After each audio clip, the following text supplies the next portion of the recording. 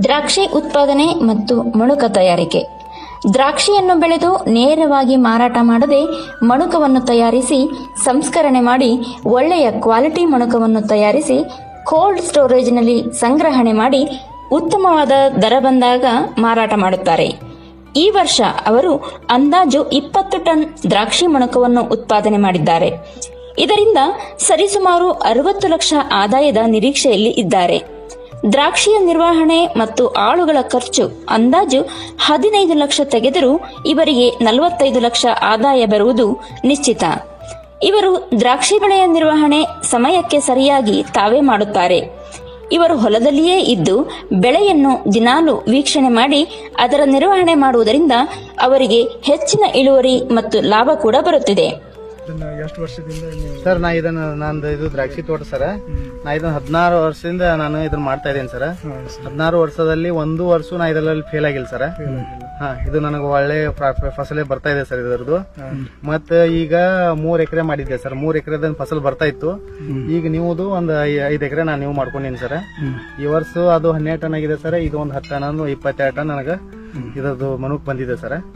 ಇದು ಇದರಿಂದ ಮಣಕಾನೆ ಮಾಡ್ತೀನಿ. ಇದರಿಂದ ಮನುಕಾನೆ ಮಾಡ್ತೀನ. ಯಾವ ವೆರೈಟಿ ಸರ್? ಇದು ಥಾಮ್ಸನ್ ವೆರೈಟಿ ಸರ್. ಇದನ್ನ ನಾವು 15 ವರ್ಷದಿಂದ ಬೆಳ್ತಾ ಇದೀನಿ ಸರ್. ಇದನ್ನ ಈಗ 15 ವರ್ಷ ಆಯ್ತು ಸರ್ ಬೆಳೆ ಆಯ್ತು. ಮತ್ ಇದನ್ನ ಆಕ್ಚುಲಿ ನಾವು ಮಾಡಾಕತ್ತು ಇದನ್ನ ಮಾರ್ಕೆಟಿಂಗ್ ಮಾಡಲ್ಲ ಸರ್ ನಾವು. ಅಂದ್ರೆ ನಮಗೆ ಮನುಕ್ನಲ್ಲೇ ಒಂದು ಪ್ರಾಫಿಟ್ ಇರೋದರಿಂದ ಇದನ್ನ ನಾವು ಒಟ್ಟ ಇದನ್ನ ಮಾಡಲ್ಲ ಸರ್. ಒಟ್ಟ ಮಾರ್ಕೆಟಿಂಗ್ ಮಾಡಲ್ಲ ಸರ್. ಅದಕ್ಕೆ ಇಯರ್ಲಿ ಒಂದು 15ರಿಂದ 20 ಟನ್ ಮನುಕನ್ನು ನಾವು ಬೆಳಿತೇವೆ ಸರ್. ಒಟ್ಟ ಇದು ನಾವು ಹಾರ್ವೆಸ್ಟಿಂಗ್ ಮಾಡೋದು ಬಿಜಾಪುರ ಬಾಗವಾನ್ ಕಡೆ ನಾವು ಇದನ್ನ ಹಾರ್ವೆಸ್ಟಿಂಗ್ ಮಾಡ್ತೇವೆ ಸರ್. ಇದ್ರದ್ದು ಇಯರ್ಲಿ 200 180-200 ತನ ನಮ್ಗೆ ಇದ್ರದ ಬೆಲೆ ಸಿಗ್ತಿತ್ತು ಸರ್. ಈ ವರ್ಷ ಸರ್ ನಮ್ಗೆ ಇದ್ರದ್ದು 300ರಿಂದ 350 ತನ ಇದ್ರ ಬೆಲೆ ಇದೆ ಸರ್. ಈ ವರ್ಷ ನಾನು ಟೋಟಲ್ ಏನಿಲ್ಲ ಅಂದ್ರೂ ಒಂದು 22 ಟನ್ ಮನುಕನ್ ಬೆಳೆದೀನಿ ಸರ್.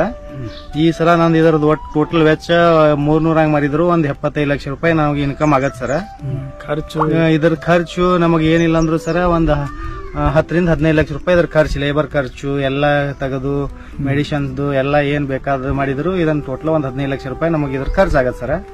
ಇದು ಇಯರ್ಲಿ ಬೆಳೀತಾ ಇದೀನಿ ಸರ್. ಇಯರ್ಲಿ ಇದ್ರಲ್ಲಿ ಈ ಬಾಗವಾನ್ ಕಡೆ ನಾನು ಒಯ್ದು ಹಚ್ಚೋದ್ರಿಂದ ನನಗೆ ಕ್ವಾಲಿಟಿ ಬೆಳೆದ್ರಿಂದ ಯಾವಾಗ್ಲೂ ನಮ್ಗೆ ಒಳ್ಳೆ ರೇಟ್ ಸಿಗ್ತಾವ ಸರ್ ನಮ್ಗೆ. ಲಿಂಬೆ ಕೃಷಿ. ವಿಜಯಪುರ ಜಿಲ್ಲೆಯ ಲಿಂಬೆಗೆ ಜಿಐ ಟ್ಯಾಗ್ ಪಡೆದಿದ್ದು ಹಡಗಲಿ ಮತ್ತು ಆಹೇರಿ ಸುತ್ತಮುತ್ತಲೂ ಬೆಳೆಯುವ ಲಿಂಬೆಗೆ ಉತ್ತಮ ಬೇಡಿಕೆ ಇದೆ. ಇವರು 150 ಲಿಂಬೆ ಗಿಡದಿಂದ ಕೃಷಿ ಪ್ರಾರಂಭಿಸಿ ಇದರಿಂದ ಅವರು ಸುಮಾರು 6 ಲಕ್ಷ ಆದಾಯ ಪಡೆಯುತ್ತಿದ್ದಾರೆ. ಲಿಂಬೆಯಿಂದ ಬಂದ ಆದಾಯದಿಂದ ಮನೆಯ ನಿರ್ವಹಣೆ ಮಾಡಿ ಮತ್ತು ಹೆಚ್ಚಿನ ಆದಾಯದಿಂದ ಸುಮಾರು 5 ಎಕರೆ ಜಮೀನನ್ನು ಖರೀದಿಸಿದ್ದಾರೆ. ಇದು ಕಾಜಿ ಅಂತ ವೆರೈಟಿ ಸರ್ ಲಿಂಬೆ.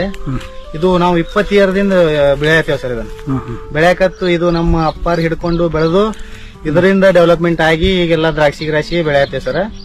ಇದು ನಮಗ ಇಯರ್ಲಿ ಏನಿಲ್ಲ ಅಂದ್ರೂ ಒಂದು 6ರಿಂದ 8 ಲಕ್ಷ ರೂಪಾಯಿ ನಮಗೆ ಇನ್ಕಮ್ ಆಗತ್ತೆ ಸರ್.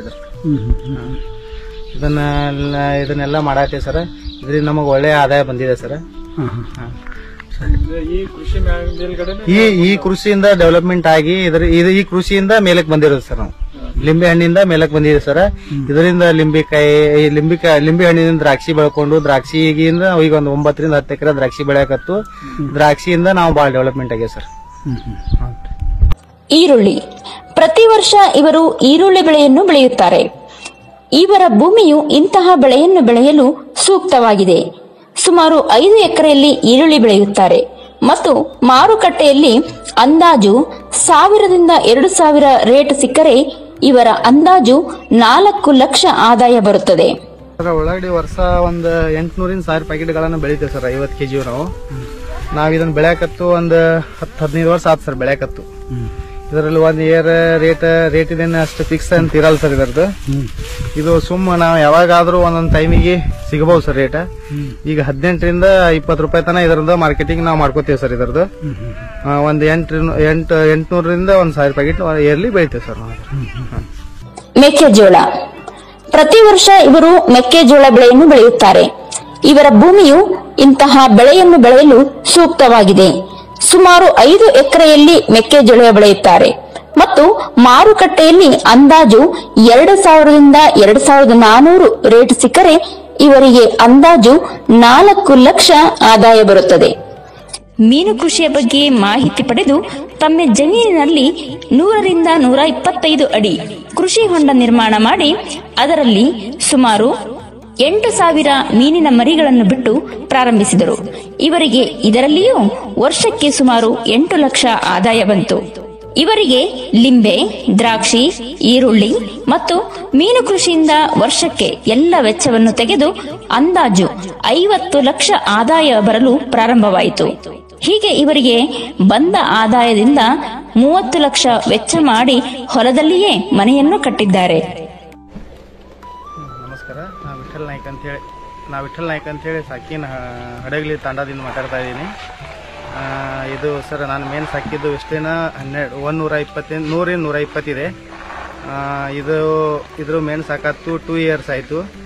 ನಾ ಇದರ ಲಾಭಗಳನ್ನು ಅರ್ಧ ವೆಚ್ಚಗಳನ್ನು ಖರ್ಚು ಮಾಡಿ ಅರ್ಧದಲ್ಲಿ ಇದರಲ್ಲಿ ಪಡ್ಕೊಂಡಿದ್ದೀನಿ. ಫಸ್ಟ್ನೇ ಟೈಮ್ ಪ್ರಾಕ್ಟಿಕಲ್ ಆಗಿ ಮಾಡಿದ್ರಿಂದ ನನಗೆ ಅಷ್ಟೇನು ಲಾಭ ಆಗಿಲ್ಲ. 2ನೇ ಟೈಮ್ ನಾ ಮಾಡಿದ್ದೀನಿ. ಈಗ ಮಾಡ್ತಾ ಇದ್ದು 8,000 ಮರಿಗಳನ್ನು ನಾನು ಸಾಕಿದ್ದೀನಿ. 8,000 ಮರಿಗಳನ್ನು ಸಾಕಿ ಅದನ್ನು ಫುಡ್ ಅದು ಎಲ್ಲ ಹಾಕ್ತಾ ಇದ್ದೀನಿ. ಹಾಕಿ ಅದರಲ್ಲಿ ವಿಸ್ತೀರ್ಣ ಟೋಟಲ್ ನನಗೆ ಖರ್ಚು ಒಂದು 8ರಿಂದ 10 ಲಕ್ಷ ರೂಪಾಯಿ ಖರ್ಚಾಗತ್ತೆ. ಇದರ ಲಾಭ ನಮಗೆ ಒಂದು 10 ಲಕ್ಷ ರೂಪಾಯಿ ಲಾಭ ಆಗುತ್ತೆ. ಮೀನಿನ ವೆರೈಟಿ ಯಾವುದು? ಇದು ಮೇನು ಮರ್ಲ್ ಅಂತೇಳಿ ಸರ್. ಇದು ಮೇನು ಮರ್ಲು.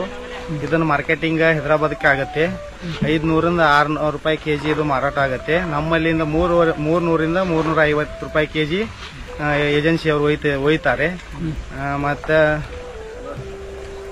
ಇದು ಯಾವ ರೀತಿ ನೀವು ಮೇಂಟೈನ್ ಹೆಂಗ ಫುಡ್ ಹಾಕೋದು? ಫುಡ್ ಹಾಕೋದು ದಿನಾಲು 2 ಟೈಮ್ ಫುಡ್ ಅನ್ನು ಕೊಡಬೇಕು. ದಿನಾಲು 20 ಕೆಜಿಯಿಂದ ಬೆಳಿಗ್ಗೆ 20 ಕೆಜಿ, ಸಾಯಂಕಾಲ 20 ಕೆಜಿ ಫುಡ್ ಅನ್ನು ನಾವು ದಿನಾಲು ಹಾಕ್ತೇವೆ. ಇದಕ್ಕೆ ಪ್ರೋಬಯೋಟಿಕ್ ಅಂತೇಳಿ 2-3 ಮೆಡಿಸಿನ್ ಬರ್ತವೆ. ಅವುಗಳನ್ನು ಹಾಕಿ ಯಾವೇ ರೋಗಗಳನ್ನು ಬರಲಾರ್ದಂಗ ನೋಡ್ಕೊಳ್ಬೇಕು. ಏನಾದ್ರೂ ರೋಗ ಬಂದಾಗ ಅಥವಾ ಅದನ್ನ ಹೆಂಗ್ ಮೇಂಟೈನ್ ಮಾಡ್ತೀವಿ? ರೋಗಗಳು ಬಂದಾಗ ಸರ್ ಅದರದ ಮೇಂಟೆನೆನ್ಸ್, ರೋಗಗಳು ಬಂದಾಗ ಅದನ್ನು ನೋಡ್ಕೊಳ್ಳೋದು, ಅದರಲ್ಲಿ ನೋಡ್ಕೋಬೇಕು ಸರ್. ಆ ಒಂದು ಲಕ್ಷಣಗಳು ಇರ್ತಾವೆ, ಆ ಲಕ್ಷಣಗಳನ್ನ ನೋಡ್ಕೊಂಡು ಅವು ಯಾವ ಪ್ರೋಬಯೋಟಿಕ್ಗಳು ಇರ್ತಾವೆ ಅದನ್ನು ಕೊಟ್ಟು ಅದನ್ನು ನೋಡ್ಕೊಳ್ಬೇಕು ಸರ್. ಫಸ್ಟಿಗೆ ಅವು ಸಣ್ಣಗಳ ಮರಿಗಳನ್ನು ಸಾಕಿದಾಗ 3 ಟೈಮ್ ಫುಡ್ಗಳನ್ನು ಹಾಕಬೇಕು. ಆಮೇಲೆ ಮತ್ತೆ ದೊಡ್ಡ ಆದ್ಮೇಲೆ 2 ಮಂತ್ಸ್ ಆಗಿದ ಮೇಲೆ 2 ಟೈಮ್ ಫುಡ್ ಅನ್ನು ಕೊಡಬೇಕು. ಕೊಡ್ತೀವಿ. ಈಗ ಎಷ್ಟು ಮರಿಗಳದ? 8,000 ಮರಿಗಳದಾವ ಸರ್. 8,000. ಇದು ಹಾರ್ವೆಸ್ಟಿಂಗ್ ಪೀರಿಯಡ್ 6ರಿಂದ 7 ತಿಂಗಳಲ್ಲಿ ಹಾರ್ವೆಸ್ಟಿಂಗ್ ಮಾಡ್ಬೇಕು ಸರ್. 6ರಿಂದ 7 ತಿಂಗಳಲ್ಲಿ ಹಾರ್ವೆಸ್ಟ್. ಈಗ ಜೂನ್ ಅಥವಾ ಜುಲೈಯಲ್ಲಿ ಹಾರ್ವೆಸ್ಟಿಂಗ್ ಮಾಡ್ತೇವೆ ಸರ್. ಹಾರ್ವೆಸ್ಟ್ ಮಾಡಿದ ತಕ್ಷಣ ಮತ್ತೆ ಮರಿ ಬಿಟ್ಬಿಡ್ತಾರೆ? ಮತ್ತೆ ಬಿಡಲ್ಲ ಸರ್. ಆಗಸ್ಟ್ ತಿಂಗಳಲ್ಲಿ ಬಿಟ್ಟೇವೆ ಅಂದ್ರೆ ಜೂನ್ ಜುಲೈಯಲ್ಲಿ ಅದು ಬರ್ಬೇಕು ಸರ್. ಜೂನ್ ಜುಲೈಯಲ್ಲಿ ಬಂತ ಅಂತಿಕೊಡ್ರಿ, ಅದು ಅವಾಗ ಎಲ್ಲ ಸಮುದ್ರದಲ್ಲಿ ಅಲೆಗಳನ್ನು ಹೊಡೆದು ಅಲ್ಲಿ ಸಮುದ್ರದಾಗಿದು ಆಗಿ ಅವಾಗ ಮೀನುಗಾರಿಕೆ ಸ್ಥಗಿತವಾಗ್ತದ್ರಿ. ಸ್ಥಗಿತವಾಗಿರ್ತದ. ಆವಾಗ ಅದನ್ನ ನಾವು ಇದನ್ನ ಕೊಟ್ಟೇವೆ ಅಂದ್ರೆ ನಮ್ಗೆ ಮಾರ್ಕೆಟಿಂಗ್ ಚಲೋ ಆಗುವ ಚಾನ್ಸಸ್ ಇರ್ತದೆ ಸರ್. ಈಗ ಎಷ್ಟು ವರ್ಷದಿಂದ ನೀವು ಮಾಡಕ? 2 ಇಯರ್ಸ್ ಆಯ್ತು ಸರ್. 2 ಇಯರ್ಸ್ ಆಯ್ತು. ಮೊದಲೇ ವರ್ಷದ ಅನುಭವಕ್ಕಿಂತ 2ನೇ ವರ್ಷದ ಎಕ್ಸ್ಪೀರಿಯನ್ಸ್ ಆಗಿರ್ತೈತಿ. ನಿಮಗೆಲ್ಲ ಗುರ್ತಾಗ್ಯದ? ಈಗ ಗುರ್ತಾಗ್ಯದ ಸರ್. ಈ ಸಲ ನಾವು ಟೋಟಲ್ ಇದರಲ್ಲಿ ಈ ಸಲ 8,000 ಮರಿಗಳಲ್ಲಿ 6 ಟನ್ಗಳನ್ನು ತೆಗಿಬಹುದು ಸರ್. ನಾವು 6 ಟನ್ಗಳನ್ನು ತೆಗೆದು 300ರಿಂದ 350 ತನ ಇದರ ಮಾರ್ಕೆಟಿಂಗ್ ಇಲ್ಲೇ ಬಂದು ಏಜೆನ್ಸಿ ಅವರು ಒಯ್ತಾರೆ ಸರ್. ಈಗ ಮೀನಿಗೆ ಆಕ್ಸಿಜನ್ ಸಂಬಂಧ ಅಲ್ಲಿ ಇದು ಮಾಡಿರಿ ನೀವು? ಮಾಡಿದೇವೆ ಸರ್. ಅದು ಯಾವ ರೀತಿ ಹೆಂಗ? ಅದನ್ನ ಸುಮ್ ನಾವು ಪೈಪ್ ತಗೊಂಡು ಒಂದು ಪೈಪಲ್ಲಿ ಮಾಡ್ಕೊಂಡು ಅದರಲ್ಲಿ ಎಲ್ಲ ತೂತುಗಳನ್ನ ಹಾಕೊಂಡು ಸರ್ ಅದನ್ನ ಮಾಡ್ಕೊಂಡು ಅದನ್ನ ಸುಮ್ಮ ಯಾವಾಗ ರೇಟ್ ಕೊಡ್ತೇವೆ ಸರ್. ಸರಿ ಸರಿ ಸರ್. ನೀವು ಎಷ್ಟು ವರ್ಷದಿಂದ ಈ ಮೀನು ಸಾಕಣೆ? 2 ಇಯರ್ ಮಾಡ್ತಾ ಇದೀವಿ ಸರ್. 2 ವರ್ಷದಿಂದ ಮಾಡ್ತಾ ಇದ್ದೀವಿ. ಮತ್ತೆ ಯಾವ ವೆರೈಟಿ ಆಫ್ ಮೀನನ್ನು ಸಾಕ್ತಾ ಇದ್ದೀವಿ? ನಾವು ಸಾಕ್ತಾ ಇದ್ದೀವಿ ಮೀನು ಮರಲ್ ಸರ್. ಮರಲ್ ಅಂತ ಹೇಳ್ತಾರೆ. Moral variety. ಇದು ಹೆಂಗ್ ಮಾರ್ಕೆಟಿಂಗ್ ಈ ಕಡೆ ಕರ್ನಾಟಕದಾಗ ಆಗಲ್ಲ ಸರ್. ಇದು ಹೆಚ್ಚು ತಿನ್ನೋದು ಹೈದರಾಬಾದಕ್ಕೆ ಹೋಯ್ತಾರೆ ಸರ್. ಇದನ್ನ ಹೈದರಾಬಾದಕ್ಕೆ ಹೋಯ್ತಾರ. ಅವ್ರು ಒಬ್ರು ಏಜೆನ್ಸಿಯಿಂದ ಹೋಗತ್ತೆ ಸರ್. ನಾವು ಅಲ್ಲಿ ಹೋಗಿದ್ರು ಮಾರ್ಕೆಟಿಂಗ್ ಆಗತ್ತೆ ಸರ್. ಆದ್ರೆ ನಮ್ಗೆ ಪರಿಚಯ ಇರ್ಲಾರಕ್ಕೆ ದುಡ್ಡಿಂದು ಪ್ರಾಬ್ಲಮ್ ಇರುವುದರಿಂದ ನಾವು ಅಲ್ಲಿ ಹೋಗಕ್ಕಾಗಲ್ಲ ಸರ್. ಪರಿಚಯ ಅದು ಇಲ್ಲ ಕಾರಣದಿಂದ ಏಜೆನ್ಸಿ ಅವ್ರು ಪರಿಚಯ ಆಗಿರ್ತಾರೆ ಸರ್. ಅವರಿಂದ ನಮಗೆ ದುಡ್ಡು ಇಲ್ಲೇ ಕೊಡ್ತಾರೆ ಅಂತೇಳಿ ಏಜೆನ್ಸಿ ಅವರಿಗೆ ಕೊಡೋದು ಸರ್. ಯಾವ ಏಜೆನ್ಸಿಗೆ ನೀವು ತಾವು ಸೇಲ್ ಮಾಡ್ತೀರಿ? ನಾವು ರಾಠೋಡ್ ಅಂತೇಳಿ ಸರ್ ಇದ್ದಾರೆ ಸರ್. ಅವರು ಭಾಳ ದಿವಸದಿಂದ ಅದನ್ನು ಸಾಕ್ತಾ ಇದ್ದಾರೆ. ಒಂದು 8 to 10 years ಆಯ್ತು ಅವ್ರು ಮಾಡ್ತಾ ಇದ್ದು. ಅವ್ರ ಪರಿಚಯದಿಂದ ನಾವು ಅವ್ರನ್ನ ಕೊಡ್ತೀವಿ ಸರ್. ಓಕೆ. ಇದನ್ನ ಮೇಂಟೆನೆನ್ಸ್ ಹೆಂಗೆ ಮಾಡ್ತೀವಿ? ಮೇಂಟೆನೆನ್ಸ್ ಸರ್, ಇದನ್ನ ಫಸ್ಟ್ ಟೈಮು 8,000 ಮರಿಗಳನ್ನ ತಂದುಬಿಟ್ಟು 3 times ಫುಡ್ಡನ್ನು ಕೊಡ್ತೇವೆ ಸರ್. ಅವಕ್ಕೆ 3 time ಫುಡ್ಡನ್ನು ಕೊಡ್ತೇವೆ ಸರ್. ಆಮೇಲೆ 2 months ಆಗಿಂದ 2 times ಕೊಡ್ತೇವೆ ಸರ್. 2 times ಕೊಡ್ತೀವಿ.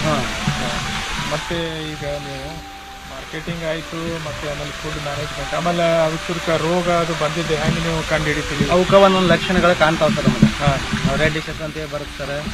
ಮತ್ತು ಅದು ಮ್ಯಾಗ ಒಂದು ಅದರದ್ದು ತುಪ್ಪಗಳನ್ನು ಕಿತ್ತಿರ್ತಾವೆ ಸರ್. ಅವಾಗ ಬಂದಾಗ ಅವು ಯಾವುದೇ ಪ್ರೋಬಯೋಟಿಕ್ ಅಂತೇಳಿ ನಮ್ಮ ಕಡೆ ಮೆಡಿಸಿನ್ಸ್ ಅದಾವು. ಆ ಮೆಡಿಸಿನ್ಸ್ ಕೊಟ್ಟು ಅವಕ್ಕೆ ನೀವೇ ನೋಡಿ ಕಂಟ್ರೋಲ್ ಮಾಡ್ತೀರಾ? ಮತ್ತೆ ಇಲ್ಲ, ನಾವೇ ನೋಡಿ ಕಂಟ್ರೋಲ್ ಮಾಡ್ತೀವಿ. ಅದನ್ನೆಲ್ಲ ನೀವು ಈಗ ತೊಗೊಂಡಿರಿ ಸರ್. ಅವ್ರ ಕಡೆ ಪಡ್ಕೊಂಡು one year ಅದನ್ನೆಲ್ಲ ಮಾಡ್ಕೊಂಡು ಯಾವ್ಯಾವ ಲಕ್ಷಣಗಳು ನಮ್ಗೆ ಕಂಡಾವ್ ಸರ್, ಅದನ್ನ ನೋಡ್ಕೊಂಡು ನಾವು ಅದನ್ನ ಹಾಕ್ತಾ ಇದೀವಿ ಸರ್. ಮ್ಯಾನೇಜ್ಮೆಂಟ್ ಮಾಡ್ಕೊತೀವಿ ಸರ್. ಇವರು ಸುಮಾರು 20 ಜನ ಕಾರ್ಮಿಕರಿಗೆ ವರ್ಷಕ್ಕೆ 6 ತಿಂಗಳು ಕೆಲಸವನ್ನು ಕೊಡುತ್ತಾರೆ. ಇವರು BBA ಮಾಡಿ ಮಾರ್ಕೆಟಿಂಗ್ ಕೆಲಸವನ್ನು ಬಿಟ್ಟು ಇಂದು 20 ಜನರಿಗೆ ಉದ್ಯೋಗ ನೀಡುತ್ತಿದ್ದಾರೆ. ಹೈನುಗಾರಿಕೆ. ಇವರು 2 ಆಕಳುಗಳನ್ನು ಸಾಕಿದ್ದು ಅದರಿಂದ ಬಂದಂತಹ ಹಾಲು ಮನೆಯ ಬಳಕೆಗೆ ಉಪಯೋಗಿಸಿಕೊಳ್ಳುತ್ತಾರೆ. ಆಕಳುಗಳಿಂದ ಬಂದಂತಹ ಗೊಬ್ಬರದಿಂದ ಎರೆಗೊಬ್ಬರ ತಯಾರಿಸಿ ತಮ್ಮ ಹೊಲಗಳಿಗೆ ಬಳಕೆ ಮಾಡಿಕೊಳ್ಳುತ್ತಾರೆ. ನೈಸರ್ಗಿಕ ಕೃಷಿ. ಸುಮಾರು 1 ಎಕರೆಯಲ್ಲಿ ತೆಂಗು, ಮಾವು, ಪೇರಲ, ಸೇಬು, ಅಡಿಕೆ, ಸೀತಾಫಲ, ಹಲಸಿನ ಹಣ್ಣು ಇತರ ಮರಗಳನ್ನು ಹಚ್ಚಿದ್ದಾರೆ. ಇದು ಮಾವಿನಕಾಯಿ ಸರ್. ಇಯರ್ಲಿ ಇದರ ಫಸಲ್ ಬರುತ್ತೆ ಸರ್. ಇದು ಇಯರ್ಲಿ ಆಗತ್ತೆ ಸರ್. ಇಯರ್ಲಿ ಆಗತ್ತೆ ಸರ್. ಕಂಟಿನ್ಯೂಸ್ ಆಗತ್ತೆ ಸರ್. ಪ್ರತಿ ಹಂಗೆ ವರ್ಷ ಹಂಗೆ ಇದ್ದೇ ಇರ್ತದೆ. ಕಂಟಿನ್ಯೂ ಆಗತ್ತೆ ಸರ್. ಈಗ ಹಿಂಗ ಇದು ಆತಲ್ ಸರ್. ಇದು ಫಸಲ್ ಹೋತಂದ್ರೆ ಇನ್ನೂ ಬಿಡಕ್ ಸ್ಟಾರ್ಟ್ ಮಾಡ್ಬೇಕು. ಇದು ಗೋಡಂಬಿ ಗಿಡ ಸರ್. ಇದು ಗೇರ್ ಬೀಜ ಅತ್ತಾರಲ್ಲ.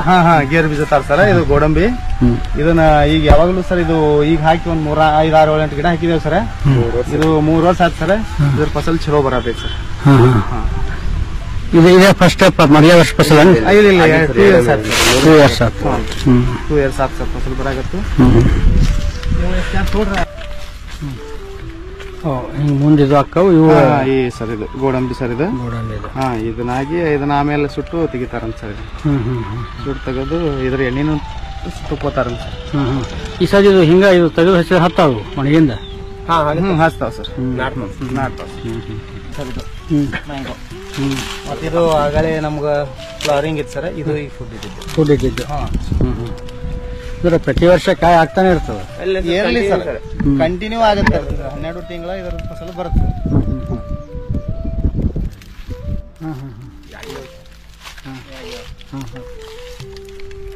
White nail sir.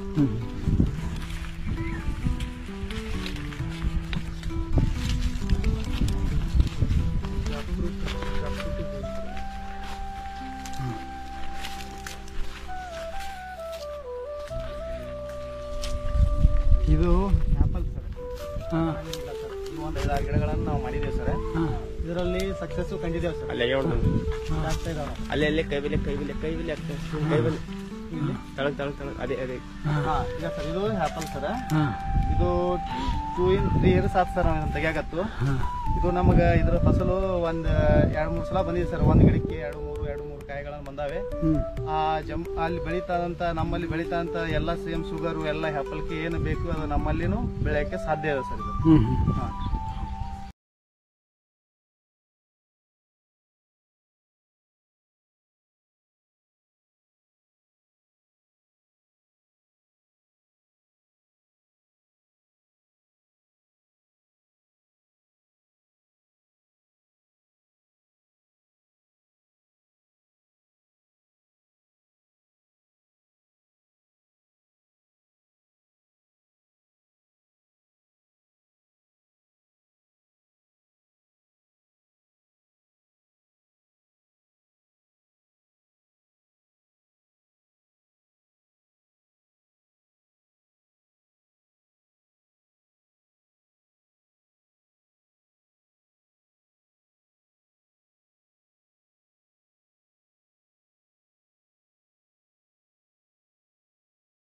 ಸರ್ ಇದು ರೆಡ್ ವಾಟರ್ ಆಪಲ್ ಅಂತ ಬರುತ್ತೆ ಸರ್.